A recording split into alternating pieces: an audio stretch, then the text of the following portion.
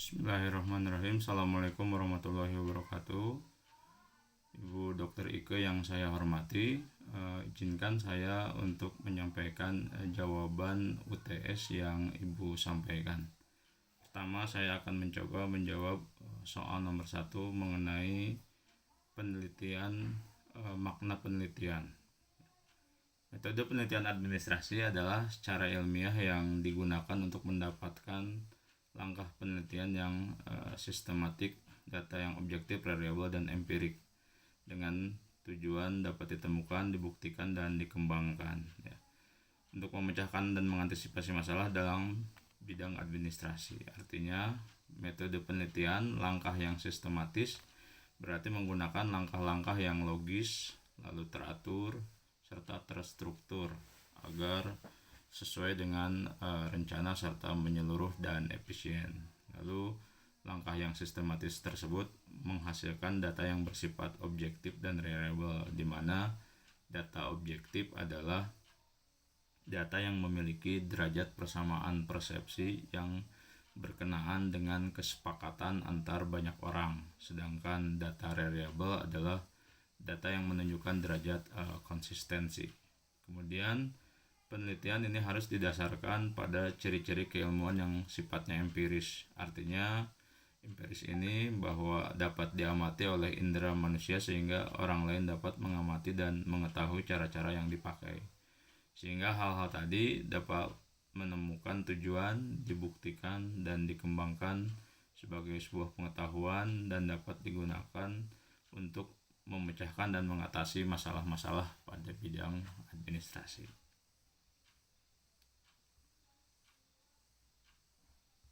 Berikutnya saya coba menjawab soal nomor 2 tentang tahapan-tahapan penelitian. Tahapan penelitian ini terdiri dari satu, ini mengidentifikasi dan memilih masalah. Masalah timbul karena adanya kesenjangan antara kenyataan dan yang seharusnya. Lalu tahapan yang kedua adalah melakukan kajian pustaka. Tujuan untuk melakukan kajian pustaka adalah untuk mencari teori, konsep, dan hasil penelitian terdahulu ya, atau empiris yang relevan dengan masalah penelitian. Lalu tahapan yang berikutnya adalah merumuskan masalah ya. Masalah ini dipelajari dari berbagai teori dan konsep melalui kajian pustaka. Selanjutnya masalah tersebut ditentukan variabel-variabelnya. Lalu merumuskan asumsi dan hipotesis, tahapan selanjutnya. Berikutnya adalah merumuskan tujuan penelitian, yang mana tujuan penelitian adalah merupakan ungkapan sasaran yang akan dicapai dalam suatu penelitian.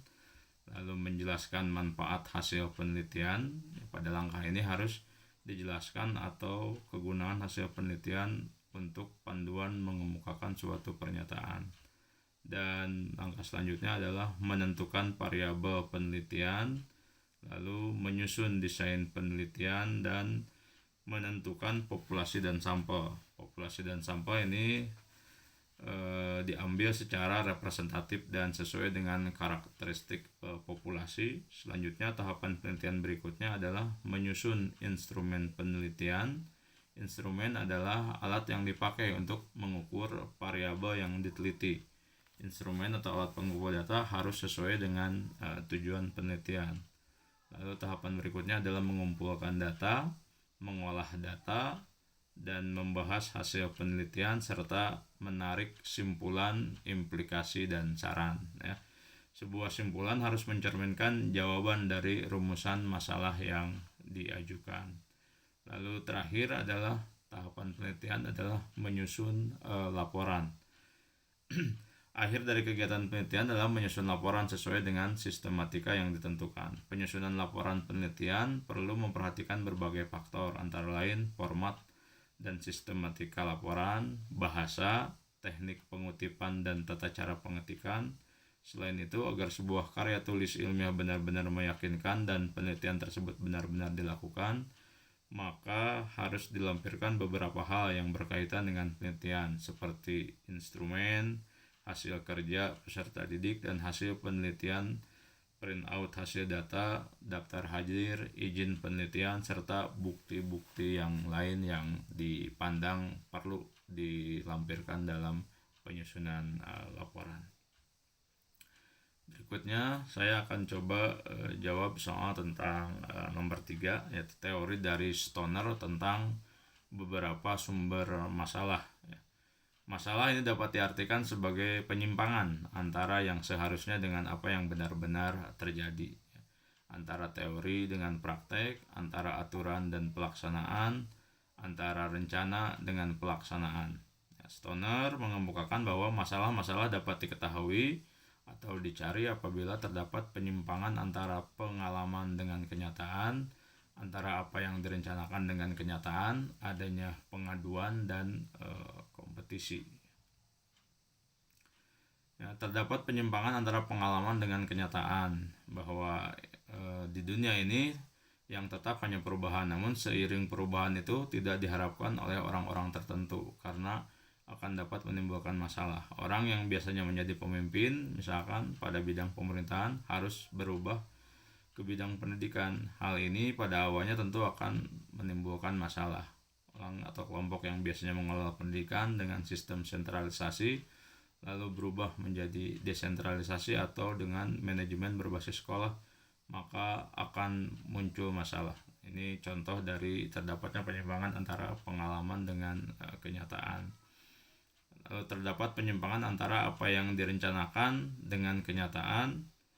Misalkan suatu rencana yang telah ditetapkan tetapi hasilnya tidak sesuai dengan tujuan dari rencana tersebut, maka akan timbul masalah. Ya, mungkin sebagai contoh, pada era Orde Baru direncanakan pada tahun 2000 bangsa Indonesia ini akan tinggal landas, tetapi ternyata tidak, sehingga muncullah masalah seperti KKN, korupsi, nepotisme dan lain sebagainya. Nah, sehingga kebijakan ini tentunya menjadi tidak sesuai dengan apa yang direncanakan.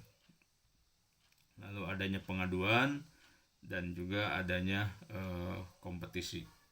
Itu untuk jawaban soal nomor 3. Lalu berikutnya, untuk jawaban berikutnya,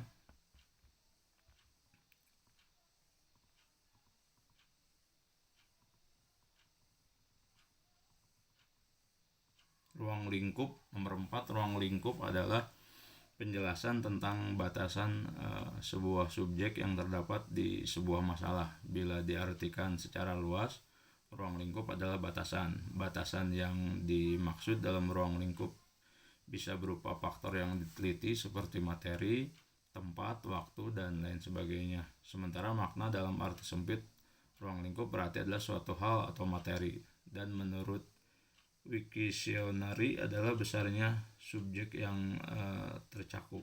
Ruang lingkup administrasi publik menurut Y.T. Kaban adalah dimensi kebijakan, terdiri dari dimensi kebijakan berkenaan dengan keputusan tentang apa yang harus dikerjakan.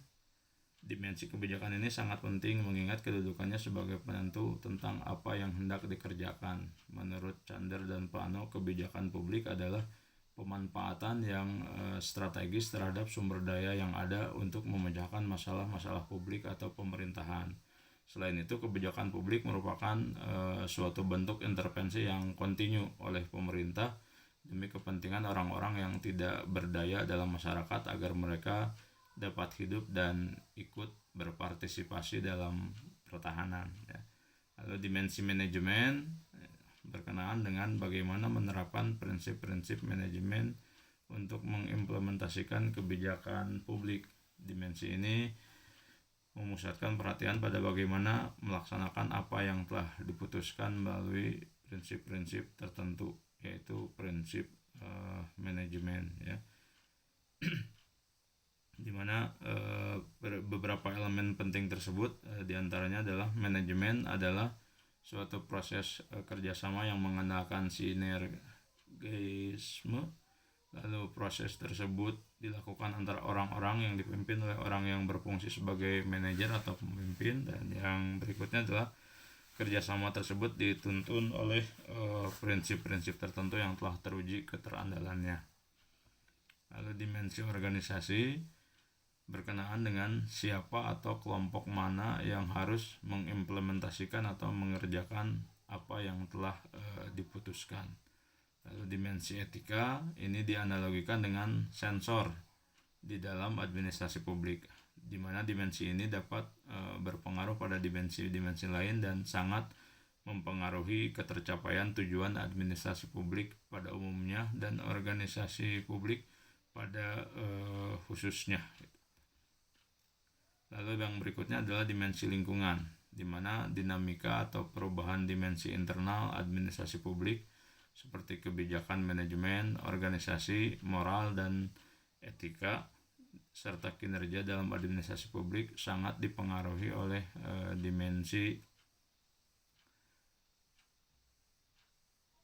eksternal administrasi publik, yaitu lingkungan. Pentingnya pengaruh lingkungan tersebut disadari sejak munculnya konsep tentang teori tentang ekologi administrasi atau ekologi organisasi, atau sejak teridentifikasinya konsep sistem terbuka oleh F.E. Emery yang mengakui adanya interaksi antara organisasi dengan lingkungan. Lingkungan ini diartikan sebagai semua faktor yang berada di luar organisasi atau semua yang berada di luar batas organisasi. Lingkungan ini mencakup lingkungan umum atau general environment yang mempengaruhi organisasi secara tidak langsung atau kurang begitu dirasakan secara langsung, seperti kondisi politik, ekonomi, sosial, budaya, dan hukum, dan lingkungan khusus atau specific environment yang memiliki pengaruh yang terasa secara langsung seperti pelanggan, pemasok, pesaing, serikat kerja, asosiasi perdagangan, dan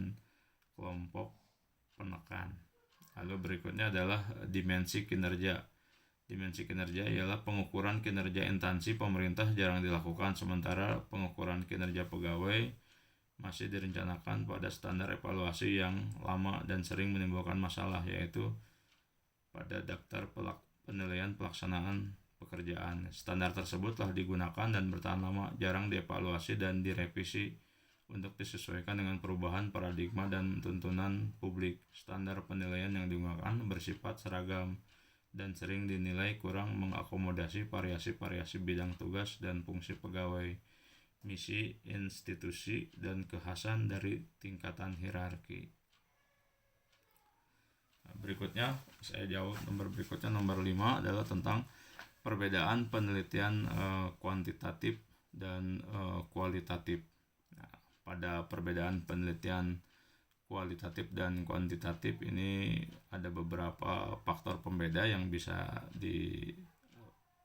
diperbandingkan antara dua penelitian tersebut. Yang pertama, faktor pembedanya adalah untuk aksioma dasar yang sifatnya realistis, yang mana penelitian kuantitatif ini tunggal, konkret, dan teramati, sedangkan penelitian kualitatif adalah ganda, holistik, dinamis, hasil, dan konstruksi dan pemahaman.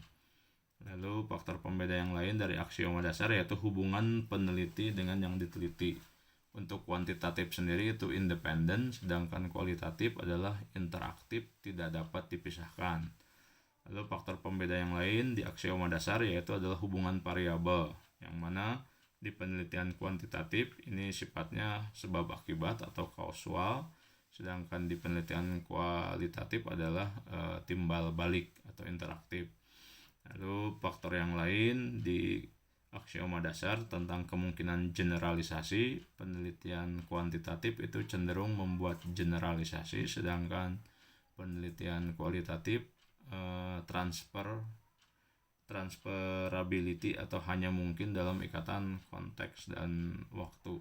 Lalu dalam aksioma dasar, penilaian nilai untuk kuantitatif ini cenderung bebas nilai dan untuk kualitatif terikat nilai.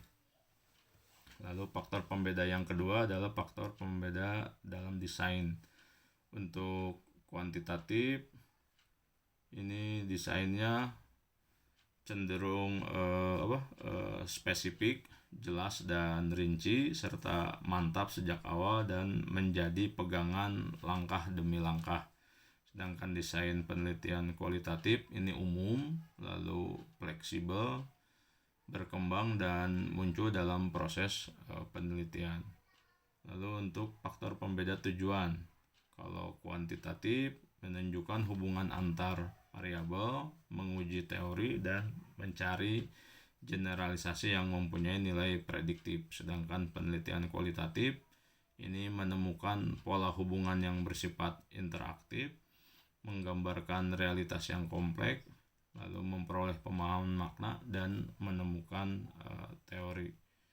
Berikutnya faktor pembeda yang lain adalah teknik penelitian. Untuk kuantitatif ini menggunakan eksperimen, survei, lalu kuesioner, observasi, dan wawancara terstruktur. Sedangkan untuk penelitian kualitatif yaitu partisipan observation, in-depth interview, lalu dokumentasi, dan triangulasi. Berikutnya masalah kapan penelitian dianggap selesai. Untuk kuantitatif setelah semua data yang diperlukan terkumpul. Kalau untuk kualitatif setelah dianggap tidak ada lagi data yang baru.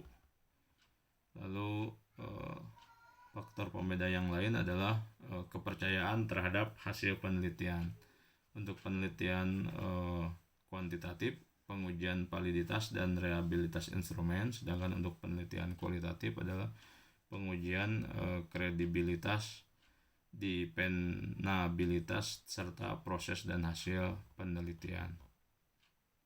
Instrumen penelitian berikutnya adalah faktor pembeda yang lain.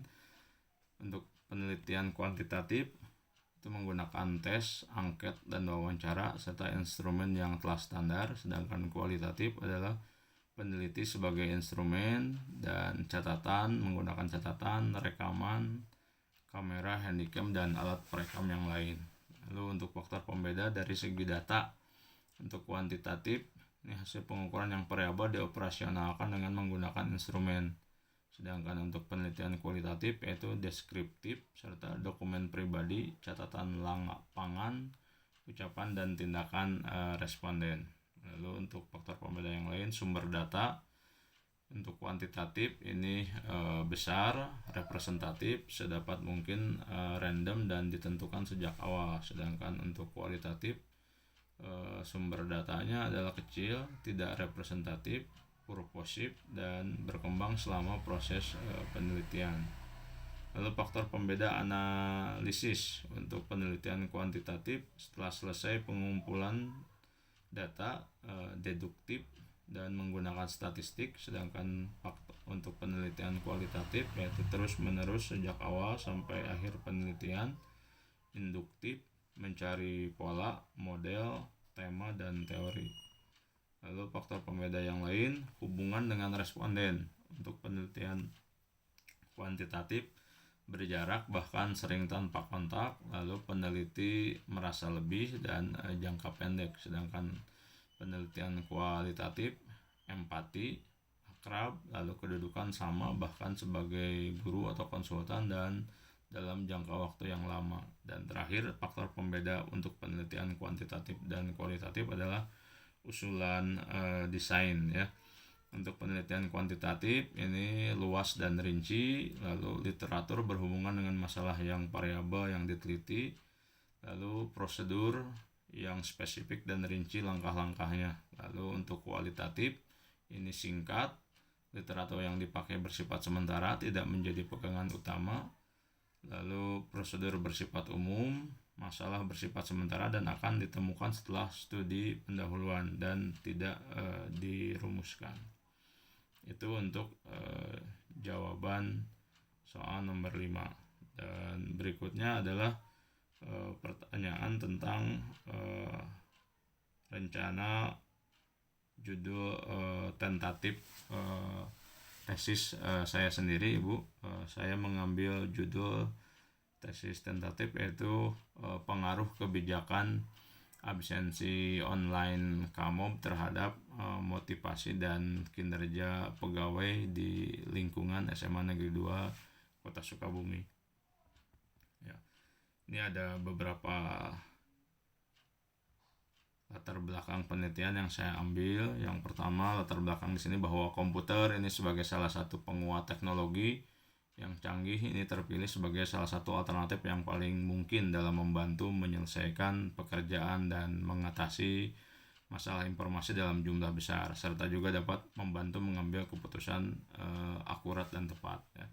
Demi menunjang sebuah kinerja instansi pemerintahan yang baik, hal ini juga didukung dengan pernyataan bahwa kegunaan perangkat komputer ini untuk sebuah sistem informasi adalah untuk membantu kinerja pada sebuah instansi untuk melakukan laporan hasil kinerja dari seorang pegawai. Pada dasarnya, informasi mengenai absensi pegawai ini sangat penting bagi sebuah perusahaan ataupun instansi pemerintah. Perkembangan era digital seperti saat ini memudahkan pemerintah untuk dapat menciptakan inovasi baru dalam mengelola pemerintahannya. Tata kelola berbasis digital atau digital governance seperti saat ini banyak diterapkan oleh instansi pemerintah baik pusat maupun daerah. Hal tersebut tentunya dinilai dapat mempermudah instansi pemerintahan dalam menciptakan aplikasi sistem yang membantu kinerja agar lebih efisien. Salah satunya inovasi yang dipakai adalah menciptakan sistem absensi aparatur sipil negara yang telah tersedia dalam bentuk aplikasi. Salah satu bentuk aplikasinya dalam yang dipakai oleh pemerintah Provinsi Jawa Barat yaitu aplikasi Kimob atau kinerja mobile. Ini merupakan salah satu aplikasi untuk mengukur kehadiran pegawai secara real time, memanfaatkan teknologi Wi-Fi dan GPS. Skemanya meliputi kehadiran pegawai di dalam dan di luar kantor, pengajuan dan persetujuan atasan dalam usulan dinas luar, cuti, lembur, dan izin, yang mana kemudian ketidakhadiran tanpa keterangan dan penindakan disiplin, laporan presensi personal dan unit kerja, serta laporan dinas luar ya. Kimob sendiri dapat diakses menggunakan handphone baik yang berbasis Android maupun iOS, yang mana Kimob ini adalah bagian dari Merit System dan Smart Governance yang dikembangkan oleh pemerintah daerah Provinsi Jawa Barat sesuai amanat PP nomor 11 tahun 2017 tentang manajemen pegawai negeri sipil dan PP nomor 53 tahun 2010 tentang disiplin pegawai negeri sipil. Keakuratan lokasi dan waktu dalam aplikasi secara langsung terhubung dengan GPS yang secara cepat dan tepat dapat menunjukkan lokasi pegawai saat itu juga. Selain itu, keakuratan jam waktu juga disesuaikan dengan waktu yang ada di smartphone pegawai. Dengan begitu, keakuratan waktu dan juga lokasi saat menginput kehadiran dapat secara jelas ditampilkan dalam sistem tersebut sehingga tidak dapat direkayasa oleh pegawai. Penerapan digital government dalam sistem absen online ini menjadi penerapan yang baik dalam mengefektifkan waktu kerja pegawai. Aplikasinya pun dapat diakses oleh sistem Android. Kemudahan penggunaan sistem ini dapat dilihat dari beberapa ulasan baik dari pengguna ataupun aparatur sipil negara. Kini segala sesuatu dilakukan dengan melibatkan teknologi. Hanya dengan mengunduh aplikasi di telepon genggamnya, pegawai dapat dengan mudah langsung menginput data kehadiran tanpa perlu tanda tangan secara langsung dan lebih mengefektifkan waktu kerja. Nah, namun ada kenyataannya di lapangan, penerapan absensi online ini tidak seefektif yang diharapkan. Peningkatan kinerja dan pengefektifan waktu kerja serta motivasi pekerja dengan penerapan absensi online ini rasanya masih perlu dilakukan penelitian apakah benar-benar sudah efektif seperti yang diharapkan ataupun belum. Sehingga adanya data serta hasil yang dicapai dalam penelitian ini akan bermanfaat bagi pemerintah daerah untuk meningkatkan performa absen online agar benar-benar efektif seperti yang diharapkan. Adapun manfaat dari penelitian tersebut dapat bermanfaat untuk pihak sekolah maupun pemerintah daerah yang menyelenggarakan absensi online untuk meningkatkan pelayanan terhadap masyarakat, khususnya kalau di sekolah berarti layanan terhadap siswa. Dengan kata lain, dapat dalam memberikan pelayanan publik, instansi penyedia layanan publik harus memperhatikan asas-asas pelayanan publik.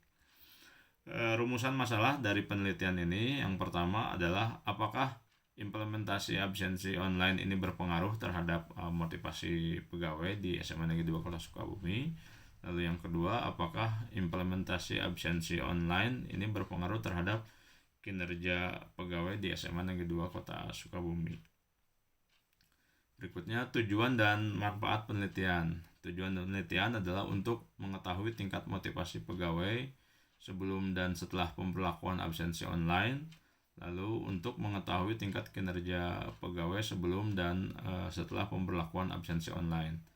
Lalu manfaat penelitian adalah manfaat yang diharapkan oleh penulis dalam penelitian ini adalah penelitian ini diharapkan dapat membantu pemangku kebijakan khususnya pimpinan di sekolah dalam meningkatkan motivasi dan kinerja pegawai sehingga tercapai pelayanan publik yang maksimal. Itu saja mungkin Bu Ike jawaban untuk soal UTS yang Ibu berikan. Terima kasih atas perhatiannya. Assalamualaikum warahmatullahi wabarakatuh.